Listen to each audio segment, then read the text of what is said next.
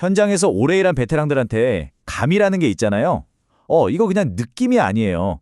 사실은 수만 번 똑같은 일을 반복하면서 만들어진 웬만한 최첨단 센서보다 훨씬 정밀한 안전장치 같은 겁니다. 오늘은 우리 몸이 어떻게 기계보다 한 발 앞서서 위험을 알아차린지 그 진짜 놀라운 비밀을 한번 파헤쳐보려고 합니다. 아마 오늘 이야기 다 듣고 나면 여러분 자신의 몸을 다시 보게 될걸요? 우리가 보통 직감이라고 말하는 거 있잖아요.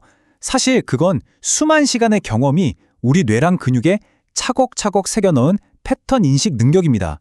네, 맞아요. 바로 여러분의 몸이 이 세상에서 가장 정교한 위험 감지 센서라는 이야기죠.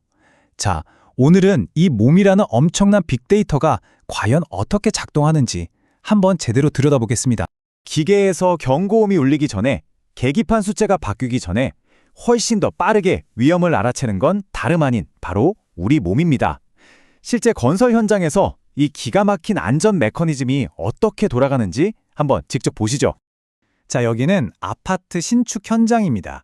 경력 15년차 항타기 기자님이 파일을 받고 있어요. 쿵, 쿵, 쿵. 그런데 딱 10번째 타격에서 소리가 뭔가 다른 거예요.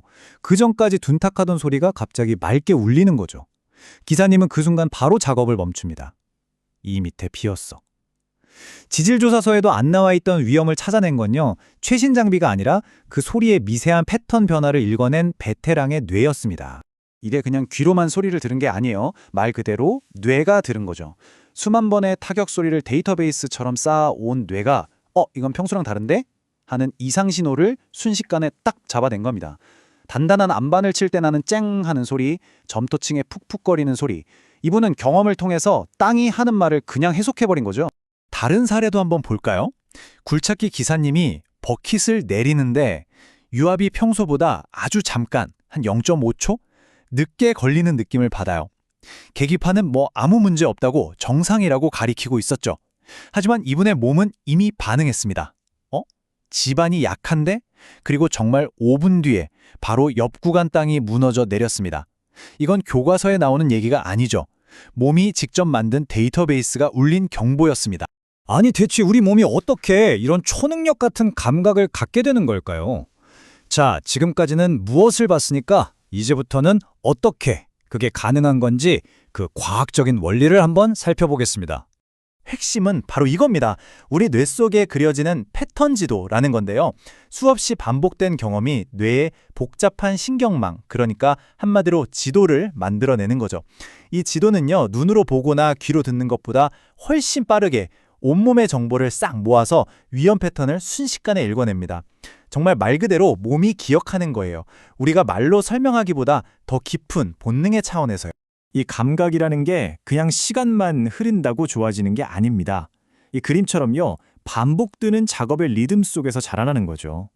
처음에는 모든 게 그냥 시끄럽고 혼란스러운 소음으로만 들리잖아요. 근데 경험이 쌓이면서 그 안에서 질서를 찾아내고 마침내는 그 혼돈 속에서 미래의 위험 신호까지 예측하게 되는 겁니다. 이 감각이 어떻게 깊어지는지 단계별로 한번 볼까요? 자, 1년차, 이때는 모든 소리가 다 위협 같죠. 3년차쯤 되면 이제 정상적인 소음이랑 진짜 이상 신호를 구분하기 시작합니다. 5년차가 되면 바람, 진동, 쇠 울리는 소리 같은 여러 신호를 동시에 읽어내고요. 마침내 10년차가 되면 오늘의 이 미세한 떨림만으로 내일 저기 균열 가겠는데? 이걸 예측하는 경지에 이르는 거죠. 그래서 경험은 단순히 연차가 아니라 패턴이 얼마나 깊어졌냐의 문제인 겁니다. 그런데 말이죠. 바로 이 가장 강력한 무기인 경험이 때로는 가장 위험한 맹점을 만들기도 합니다.